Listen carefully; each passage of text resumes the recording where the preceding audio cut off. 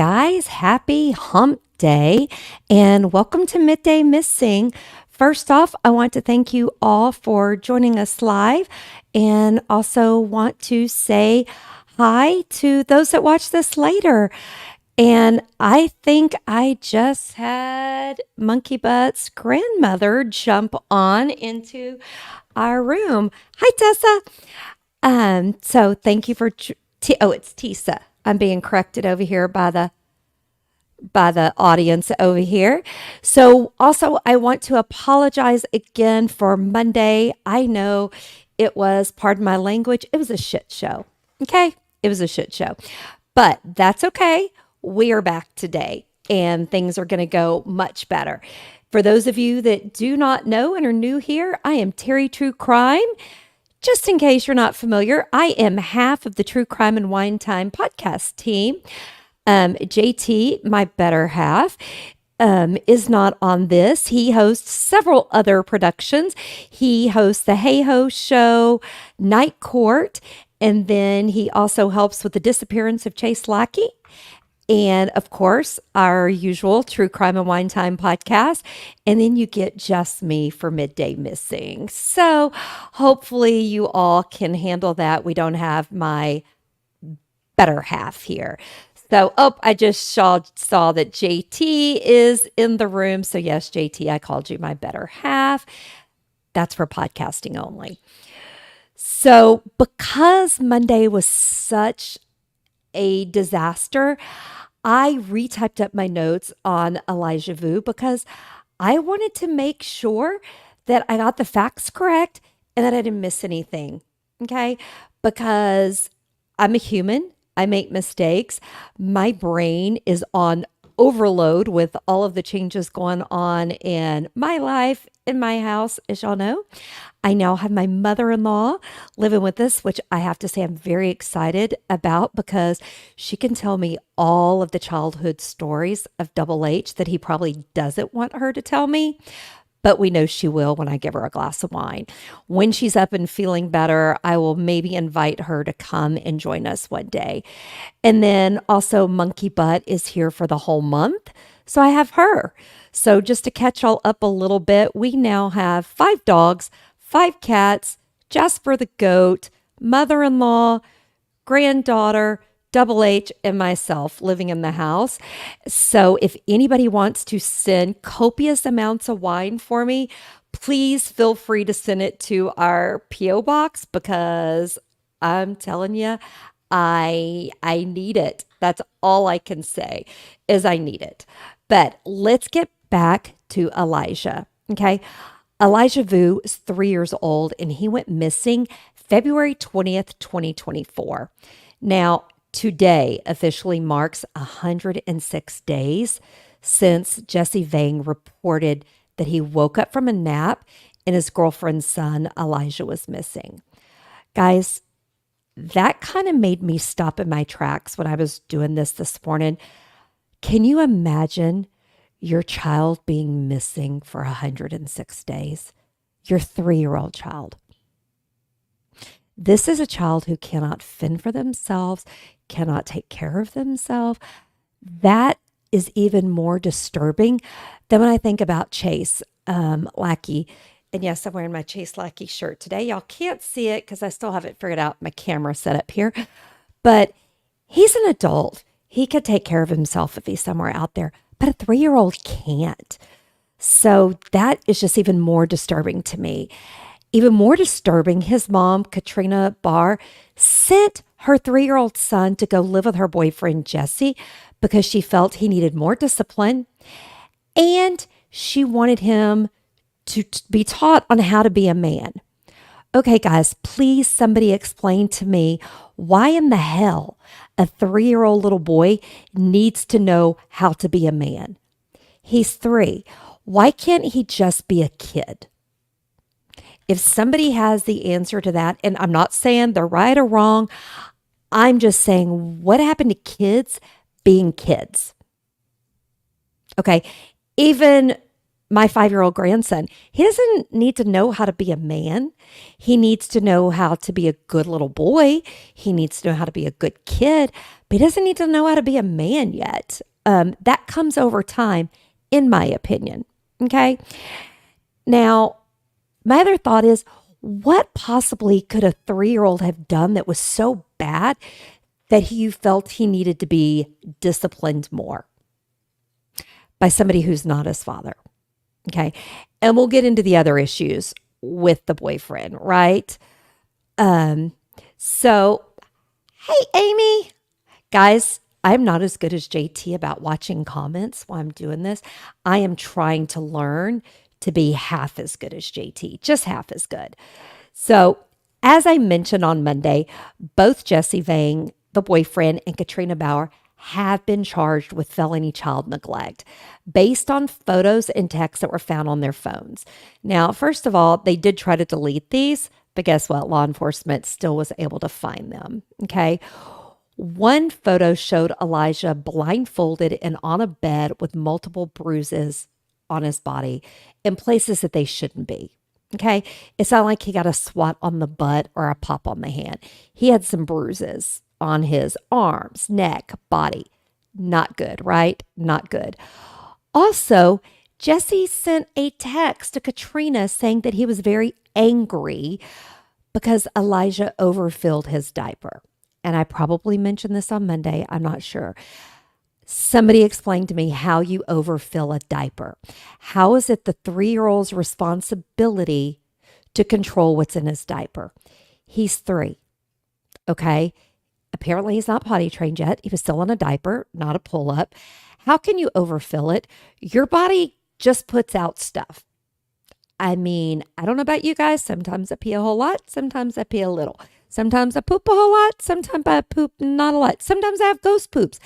How do you discipline a 3-year-old for overfilling his diaper? What was the punishment? Ice cold shower. Guys, that's torture to a 3-year-old. I mean, to anybody. I mean, now, I like to pour ice cold water on Double H, but not because he overfills his diaper, just because I like to be a tutor butt. Okay. But what is even crazier about this? Katrina and Jesse, I got an ear itch, wound up in a relationship. Okay. How they got in this relationship is bunny boiler to me. Okay. Back in 2015, police were called to a hotel where Katrina was hiding in a bathroom, said she had been sexually assaulted by 2 men and that they were going to sex traffic her. Okay. That's serious, guys. However, less than 3 months later, she asked the police to drop all the charges because she was now in a relationship with one of the men, Jimmy Vu, who is Elijah's biological father. The other man who did this was Jesse Vang, who she's now in a relationship with. So first she has a child with the first guy. Then she's in a relationship with the second guy that you said raped you and wanted to sex traffic you. Please tell me what in the holy hell. Why would you get in a relationship, first of all, with the guy that you said did this? Then why would you get in another relationship with the other guy? I mean, I would have thought there was red flags. Don't know if she's got some other things going on that maybe led her to think these relationships were okay. I just don't know how you go from being raped by them to having a child with one by choice several years later and then getting a relationship with the other. Okay. Now, Jimmy Vu has been in prison since before Elijah went missing on several charges that include child abuse charges. Okay.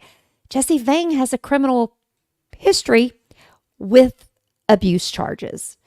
Now, the interesting thing, Katrina's mom says her daughter is right where she needs to be.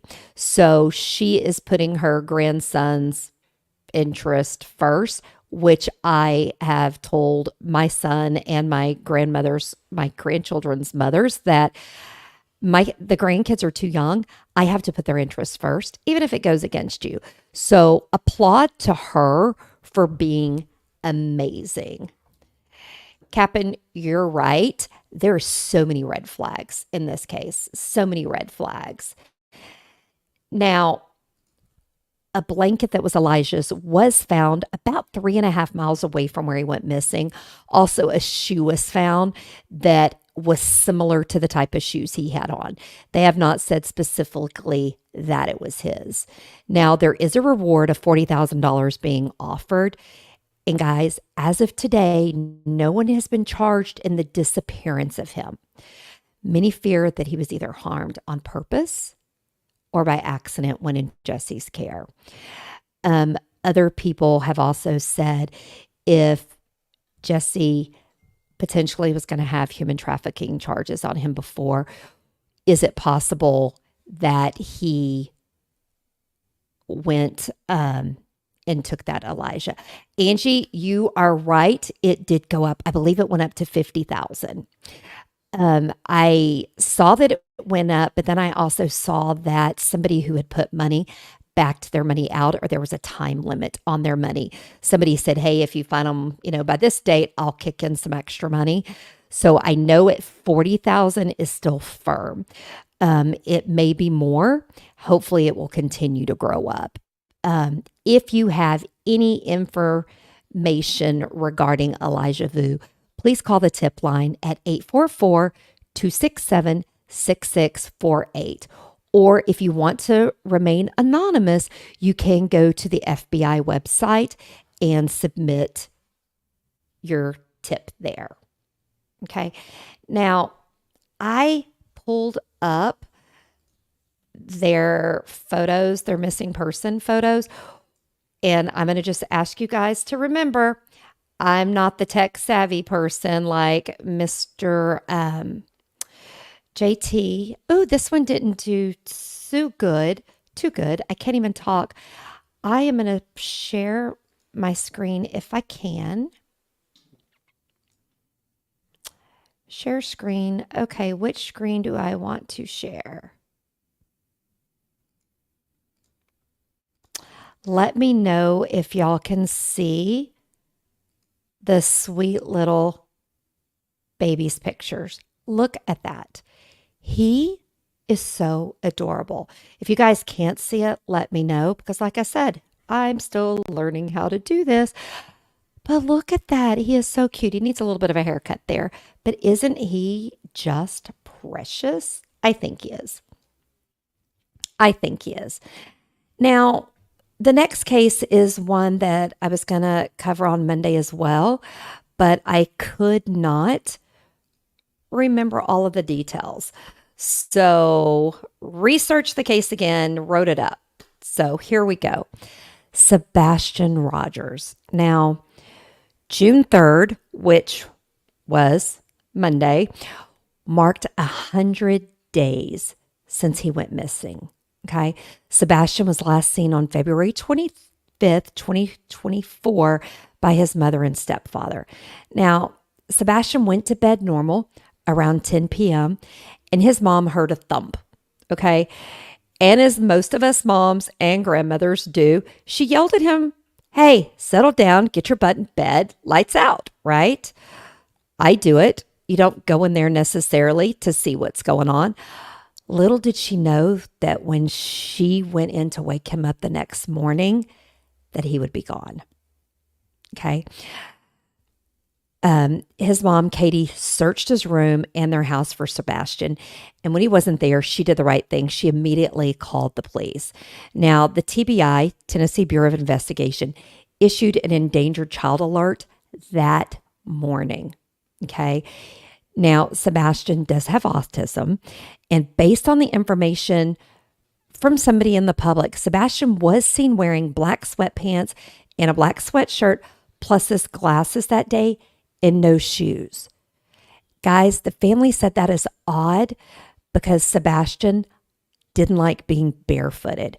I know sometimes people with autism have different sensory issues. He did not like his feet touching the ground. He wanted shoes.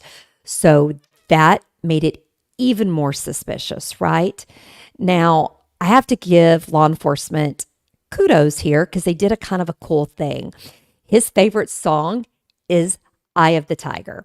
So police drove through town playing the song over their loudspeaker system trying to get his attention, knowing that when he heard that song, he would come running or he would come out if he was hiding, if he was scared. Okay. I thought that was pretty ingenious because you don't often hear of them doing things outside of the box.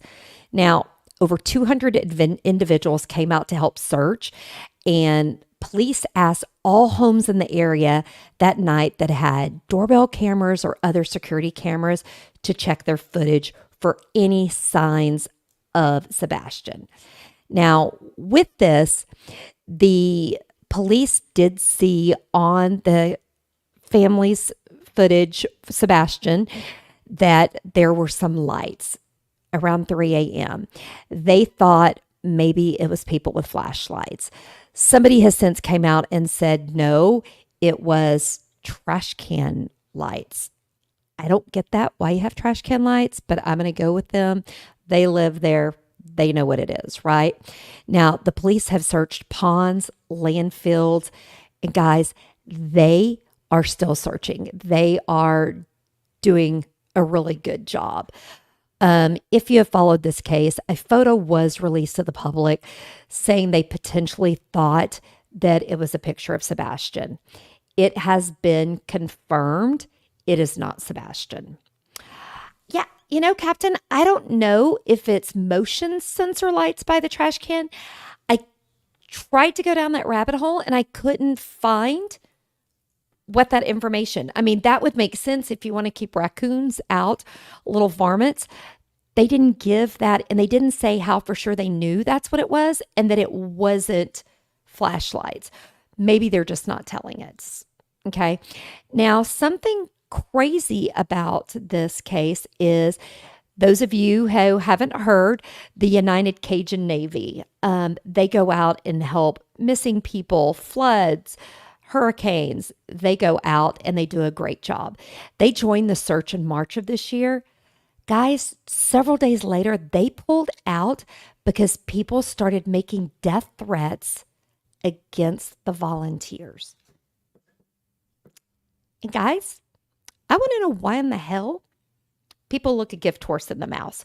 Why would you threaten a volunteer group who's coming in? These people are doing it on their own time. They're not getting paid by anybody. They're showing up to help. The fact that they receive death threats, so they had to leave, and they did the right thing. I volunteer for stuff.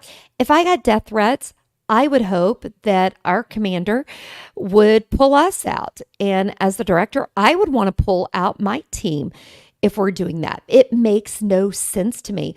When someone is missing, let's take all the help we can get, okay? There's no need to threaten them. So I don't understand that. Now, Sebastian is 15 years old, has autism. He is 5'5" tall. And guys, there are a lot of crazy theories online. And if you want to go down some rabbit holes, head on over to Reddit to go down the rabbit holes. You just have to type in Sebastian's names. And let me tell you, there are some crazy theories. Now, at this time, law enforcement has said none of the parents, step-parents, are suspects. However, many find it suspicious that Sebastian's mom, Katie, and his stepdad, Chris, packed up their RV and left their home in Hendersonville, Tennessee. Katie said she left to go to work with her husband because he needed to return to work. Now, guys, I like to not try to say what I would do, but I would hope that I would stay. Remember, it's only been 100 days. I would stay at the house because I would be out looking. I would be calling law enforcement. I would be on their doorsteps. I would be putting up flyers. I wouldn't pack up and go with Double H anywhere.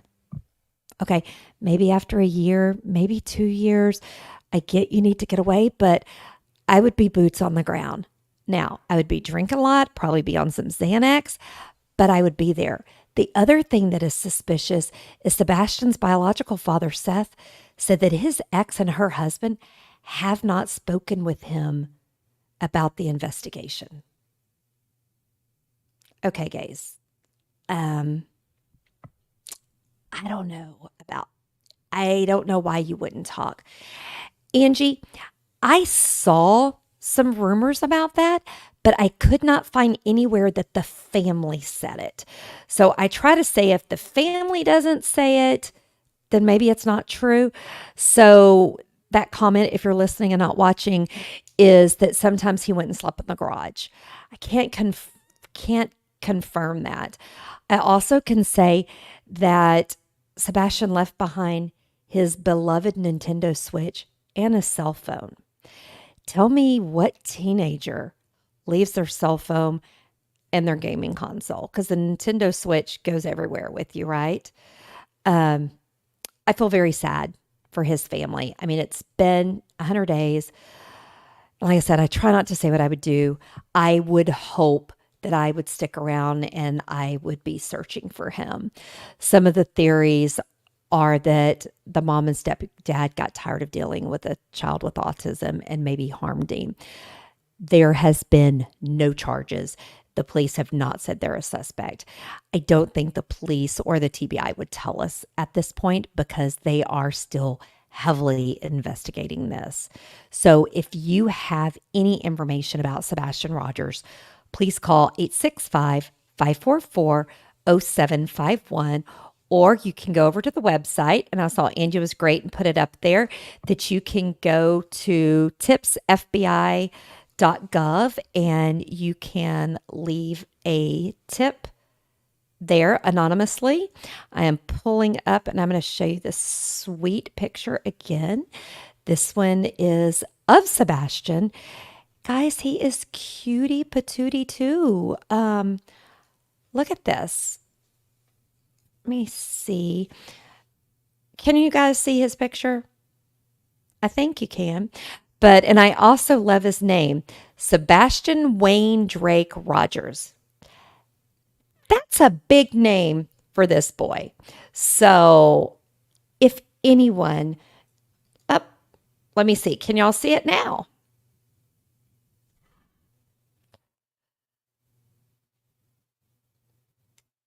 Okay, if you can't see it, they said it's in Discord. And when I get with JT tomorrow, I will have him help show me how to do this since. Oh, y'all saw it. Okay, good. So I'm not totally inept at that, right? Okay. Now, the next two cases that I'm going to cover, I want to start off by saying I did some searches on missing persons in Texas around the age 21 to 25 on the Texas Missing Persons site because I wanted to see if there is a trend or any common denominators. Chase's case made me think of that when I looked into these two cases. So I'll first start by telling you about Caleb Harris. Caleb Harris is a 21-year-old Texas A&M Corpus Christi student who disappeared on March 4th of this year around 4 a.m. Guys, I've said this so many times on the podcast and just in general. It is very hard to go missing without a trace, okay? Somebody has to see something, right? So Caleb and a friend spent part of the evening outside playing with his roommate's girlfriend's puppy, and his friend left around 1 a.m. Caleb went back into his apartment where his roommate said, "Hey, I'm going to bed." Caleb says, "I'm going to stay up. I'm going to order Uber Eats, hang out," right? Around 3 a.m., Caleb sent a Snapchat photo to a friend of his from high school of a small bridge and a drainage ditch near his apartment. Okay, and he had ordered his Uber Eats. Around 3:20, Uber Eats left his order on the doorstep of his apartment as per his instructions, which, guys, I noticed the other day when we ordered Domino's, I still have it on my instructions, leave on the porch. back from COVID. So I don't know if he meant to do that or if it was just that way. Now, the next morning, one of Caleb's roommates went outside, found the food order on the doorstep, and Caleb's truck was in the parking lot right outside. His keys and wallets were inside of his apartment. So the only thing missing was Caleb and his phone. Guys, I tried to find if the dog was back inside. I couldn't find it because it made me think of Chase again. Did somebody take the dog? Okay. I mean, it's just insane. There has been no sighting of Caleb since that morning. Police have ruled out his family and friends in the disappearance. One thing I do want to say for those of you that are not familiar with Texas, Corpus Christi is very close to the border of Mexico. Angie, I saw a couple of articles that said the dog was missing too, and then I found an article that said the dog wasn't. So if somebody can tell me for sure, I need to know because it said it was a little white dog. And I was like, oh no, that's just not good. Not good. But as I was saying, Corpus Christi is near the Mexico border. And there, I've not found anything that Caleb was involved with drugs or anything. I just can't help but wonder human trafficking, drug trafficking. There is a lot of criminal activity that goes on in Corpus and Padre. One of the places that we've done some investigation for Chase has been in Mexico across the border there. So that's what led me into another 21-year-old good-looking guy goes missing without a trace. But as we all know, somebody's got to know something. Now, Caleb is 5'11" and weighs 180 pounds. I'm going to try this screen share thing again. Now, he was from New Braunfels, which is close to San Antonio. It's kind of between San Antonio and Austin if I had to try to do geographical stuff, which as most people who know me, I'm not very good. It's a little pixelated, but all American kid. So don't know what happened to him. No, Angie, he was not seen working on his car. The last, things was the post on Snapchat to a friend from high school. And he had, texted with some family and stuff like that. Last sighting was the door cam video of him and a friend outside playing with the dog. So no one can just disappear, guys. So someone knows something. So please get the word out. If you know something, you can call 361-886-2840. There is also a reward for him. It is between 50 and 55,000. I saw it both, so at least 50,000. You can also go to tips.fbi.gov and do an anonymous tip there. Now, guys, this is why I went down the rabbit hole of seeing if there was a trend, because this next case, Jason Landry, another 21-year-old Texas college student who went missing. So Jason went to Texas State University. He went missing December 13th, 2020. Now, he was driving from San Marcos, where Texas State University is, to Missouri City, which is a little suburb right outside of Houston. I call it Houston, for the Christmas holiday break. He left around 10:30, 10:45 at night. Guys, he never arrived. Okay. His car was found crashed and abandoned on the side of the road outside of Luling, Texas, which is on the way. Now, his clothes and backpack, laptop, gaming console, and some other items were found about 900 feet from the crash scene. Now, his dad went to the crash scene, and several hundred feet down the road, he found his son's shirt, shorts, socks, underwear, shoes, and his watch. These were the clothes that he was wearing when he was seen on camera leaving his house. Hey, llama. So that in itself is suspicious. The keys were in the ignition. The car lights were on. Okay. He hit a tree, but he didn't hit it hard enough for the airbag to deploy. Police said it looks like he was going too fast and kind of maybe hit the shoulder, spun out on the gravel road. Now, when the police got his car and took it back to the police station and did their search, they found his cell phone was between the seat and the console.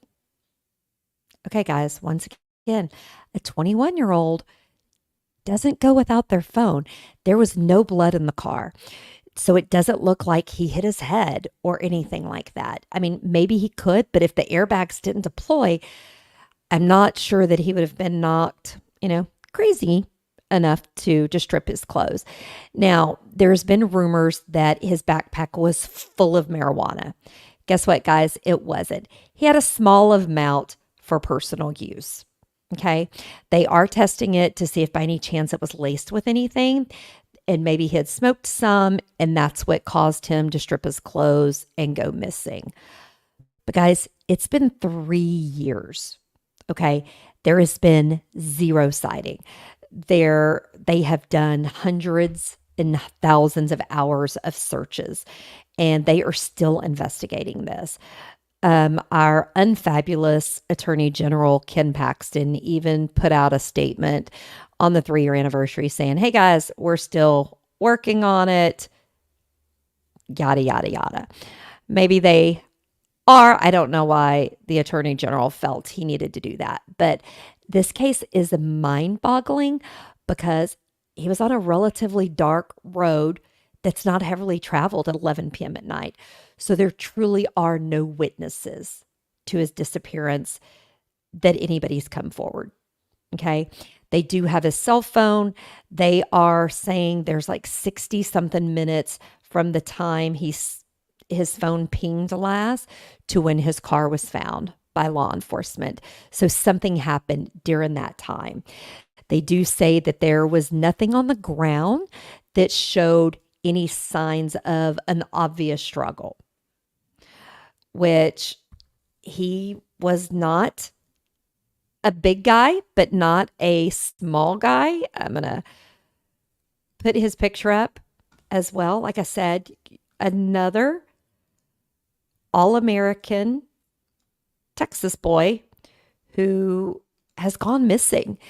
And that's what led me to looking on the Texas Missing Persons page about this. Guys, I sent this to somebody who's helping us with the Chase case. Chase Lackey is not listed on the Texas Missing Persons page. So one of my tasks is to find out why and get it on there, because I no longer trusted the information. I was doing a search to see how many people between 21 and 25, all-American, white Texas boys who went missing. And I didn't feel it was accurate because these two are on there, but Chase isn't. There was other ones on there because I find it suspicious that we keep having this happen in Texas and they're not found. And there's no ties to gangs, drug affiliation.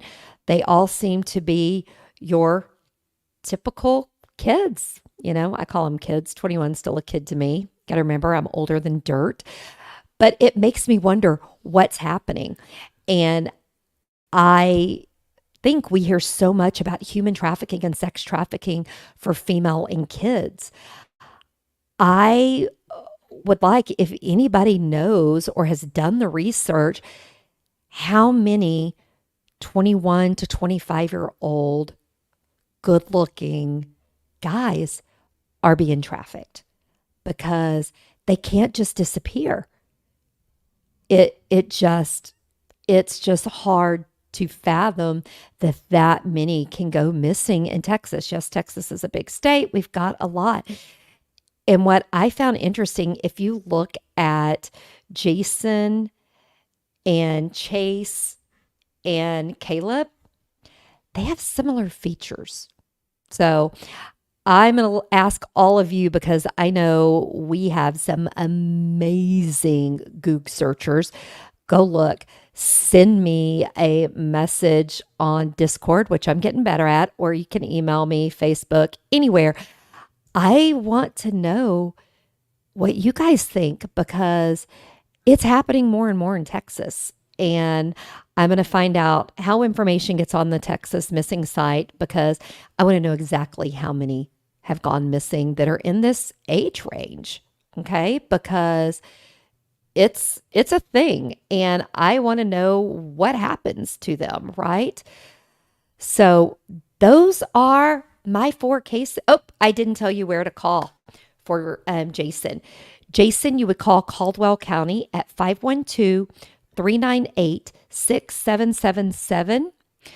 And they said to call anonymously. They did not give the FBI. They gave a number. You can call 726-777-1359. And as always, if you know anything about a missing persons case, share. I am going to also encourage all of you, all of the families have pages. Go join them, stay up to date with them, get the word out. I am going to go in and put this up on all of our social media, all of their pages to get the word out. So that's all I got for today, guys. But I want to thank you for joining me. Today went much better. I am going to try to figure out how to get my Teri True Crime sign back in the video. But I will tell you, I look forward to seeing you all again next Monday for our next episode of Midday Missing. Next Thursday is True Crime and Wine Time. And I believe JT is doing Brew Crime this Thursday. And I think, oh, JT's on here. Maybe he'll tell us. I'm not sure what night his night court is. Oh, Monkey Butt's telling me y'all want to see Jasper. So I will chat with you guys for a second and she will go and get Jasper so Jasper can say hi. Oh, yes, JT has the Hey Ho show this Friday. And JT, I can say this because this is a safe space. Did you name this after me because you wanted to talk about me instead of saying, hey, Teri Ho? You said, hey, ho? I think it's a good question because I feel seen. I really feel seen that, you have a hey ho show. Also, for those of you that don't know, JT and I will be live at the podcast festival in Denver, Colorado, June 12th, 13th, and 14th. Oh, yes, JT, we both are hoes. We are. So that's okay. That tracks, right? But we will be doing some live filming. We are meeting to talk about it because JT's other counterpart, Mike, will be there from Brew Crime as well. And guys, I'm very excited because the Wine and Crime girls are going to be there. And I kind of love them. So I'm excited. And it looks like we have some Jasper. And as you see, Jasper is getting bigger. He's got a belly on him. I think I need to cut back on his food. Okay. So sorry, I had to tell Monkey Butt to get out of video because I promised her mom I wouldn't let her be on video. And y'all just got a sneak peek. So say hi, Jasper. Can y'all say hi? Up. He's wanting to dance now. Can you say hi? Here, you want to eat the microphone? I can talk for him. Bah. Say hi. So he is getting much bigger. I do not know what he weighs. I need to weigh him, but I just haven't. Oh, Captain, that is so funny that you call your cat Monkey Butt. I have called, oh, there is Jasper. I have called her Monkey Butt since she had a diaper cover that had a little monkey's face on it. So when she would crawl and wiggle her butt, I called her Monkey Butt. Uh-oh, what? to Jasper say, stop growing. If his neck grows any longer, he's going to be a llama. He looks like a llama from the side, I think. Hey, Mama, is this what goes in his diaper? No. So I'm going to send Jasper back outside because Jasper is spending more time outside now because he can now jump up on my countertops in one leap. And because he's eaten all kind of things and he likes to headbutt my mother-in-law's feet. So he's having to do a little bit more goating. Goating, is that a word? I think it's a word. So I am looking forward to seeing those of you that can join us in Denver. There is a discount code. JT, I believe it's True Crime Wine Time TCWT for our discount code if you want to get tickets to meet up live. If anyone is going to meet up live, I am going to set up a happy hour or something so that we can all sit around and chat a little more. But we will go live as well so that we can interact with people. But if you want to come and join on our shenanigans in person, you can. If you live close and you don't want to pay to go to the festival, let us know. Maybe we can just meet in the hotel lobby. I'm good with that. Hopefully they're okay with that because I know sometimes those things are a little expensive. Yes, he's got to go get his goat on. But I want to thank you all again for joining me today. If you have any missing person cases, email them to me. Somebody dropped one in the Discord this morning that looks like it's going to be a little bunny boiler. I'm going to look into it, but it looks like it's going to be interesting. Angie, we need to see you there for sure. If you live that close, we need to see you there. But I look forward to seeing you all again next Monday for Midday Missing. Don't forget, you can catch all of our productions here on our YouTube channel. And you can also find our podcast and Midday Missing. I will start uploading it to the podcast apps so that people can listen to it there. We are not doing Night Court and Hey Ho Show on the podcast app. So until next week, stay safe, watch out for crime, and for God's sake, enjoy your wine time and feel free to send me all the wine you want. Bye, guys. Have a great hump day.